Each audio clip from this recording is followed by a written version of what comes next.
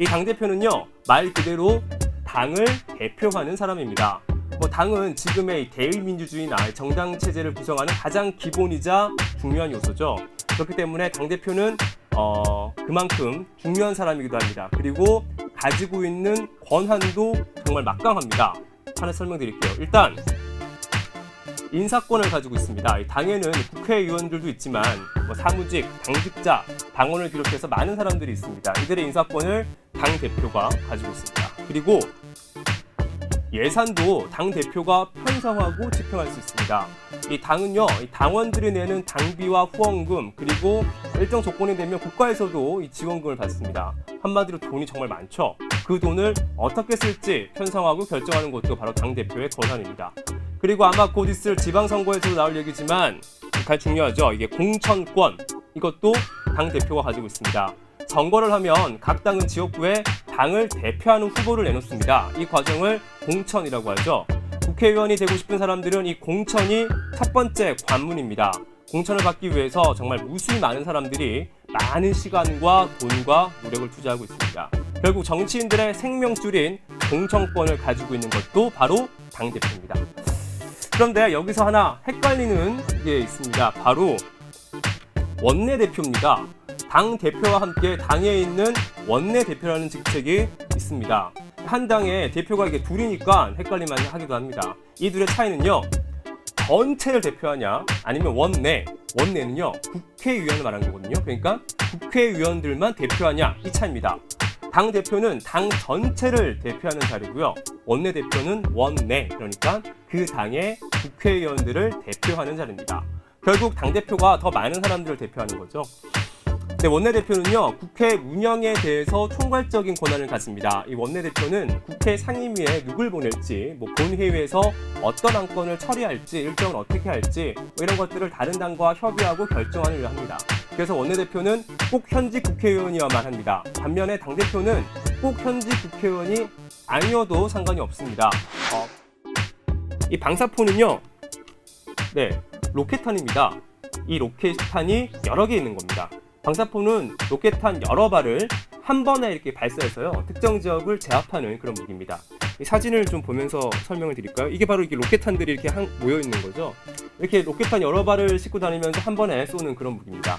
반면 탄도미사일은요, 네, 사진 보여서 말씀드릴게요. 이렇게 탄두와 발사체로 이루어져 있습니다. 이 탄두에는요, 핵이든 생화학무기든 폭탄이든 어떤 특정 무기를 탑재하는 거고요.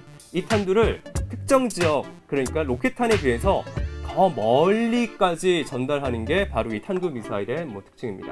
사실 방사포나 탄도미사일이나 비슷한 무기입니다. 굳이 차이가 있다면 먼저 탄두의 중량이 다릅니다. 이 탄두는 이 포탄이나 미사일의 머리 부분이죠. 주로 여기에 이제 폭탄이나 핵 이런 무기들이 실려 있는데, 방사포에 있는 로켓탄은 상대적으로 탄도미사일보다 탄두 중량이 적습니다.